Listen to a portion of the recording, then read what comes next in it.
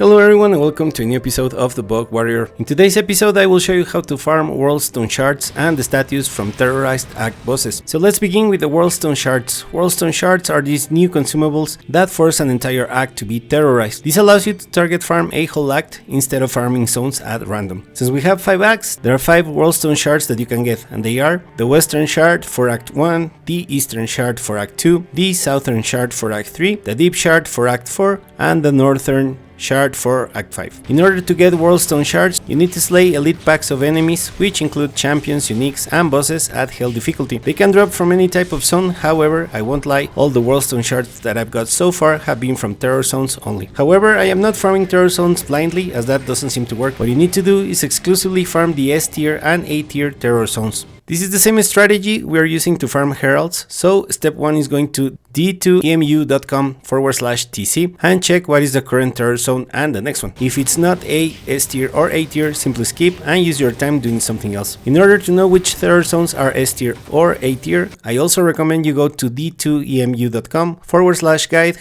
#terror-zones and check. I will leave both links in the description. Once you enter the zones, aim for elite packs of enemies. From all acts, personally I believe Act 5 seems to be the best one to get shards, but it could just be my luck. One important thing to mention is that the drop rate of a shard is 1 in 500 from slaying elite packs or bosses. So yeah, it's a very low ratio. Also please notice that when you get a Worldstone Shard, it can belong to any act. The drop is not attached to the act you're currently farming. Alright, so once you get a shard, you can select to terrorize an act and farm it. I will be honest, for me running a full terrorize act is extremely time consuming. Well, except for Act 4. So once I get a shard, I'm only farming the act's boss, of course, and the S tier and A tier zones, and that's it. Some people claim running all terrorized acts is good to find heralds, but I'm not going down that rabbit hole. Last but not least, let's talk about the statues from terrorized bosses. You need 5 statues and they can drop from any terrorized boss. This means that you don't need shards to farm statues, nor you need to terrorize a whole act in order to get them. In fact, the best method to farm 4 statues is to wait until a terror zone that has a boss gets affected. These zones are of course the Catacombs, Talrasha's Tomb, Durance of Hate, Chaos Sanctuary, and the Throne of Destruction. Once a boss terror zone is active, do your best to slay the boss as fast as possible.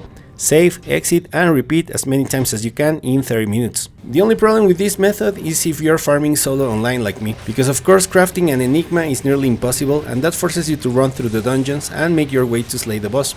This process is very slow, and if you're lucky, you can get 3 kills in 30 minutes. Aside from the time it takes to farm the bosses, here are some tips to help you reach the bosses. For Duriel, remember to go to the Arcane Sanctuary, and whatever symbol is not showing at the summoner is the one that belongs to the true tomb of Talrasha. Also remember that the location of the tombs does not change per character, so once you find the symbol, on new games you can run straight to the tomb knowing is the true one. For me, for example, with my Warlock, is the one always at the bottom right. Another recommendation is to always bring potions of rejuvenation, especially with levels such as the Durance of Hate, where you can encounter these guys, which are one of the worst enemies in the whole game. If you're not careful, they can ambush you and can kill you in an instant. According to many sources, the drop rate of these statues is around 1 to 15, but I believe I have slayed over 50 bosses and this morning I got my first statue. So maybe I just had bad RNG, but perhaps offline at player 7 or 8 it might be different. Once you collect all 5 statues, you can combine them at the Heraldry Cube, and that will open a portal that takes you to the fight against the Uber Ancients. And once you slay them, you will get a very special jewel. So there you have it.